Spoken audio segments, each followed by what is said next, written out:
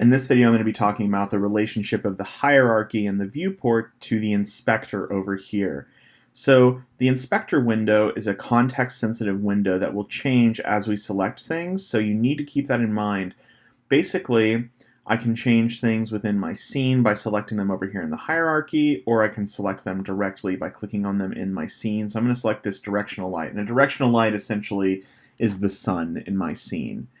And over here, you'll notice the inspector completely changes based on what you have selected. I have the name of the object here, it's a directional light, and I have some transformation options. I can change its position, I can rotate it, I can adjust its color, I can change a bunch of other things. That all happens in the inspector window. Whenever I click off of that object, though, the inspector window goes back to being blank. Now, every object has its own separate inspector window. Just keep that in mind that it's going to change based on what you have selected, and always make sure you're selecting the right thing. Assets also have their own inspector windows, so once we start getting some assets in here, right now we don't have any, we just have our scene, which is what we're working in right now. They will start to appear in this inspector as well, and they work in the same way where if we have them selected down here, we can modify their attributes in the inspector. So that might be something like scale or color or other adjustments that we're making.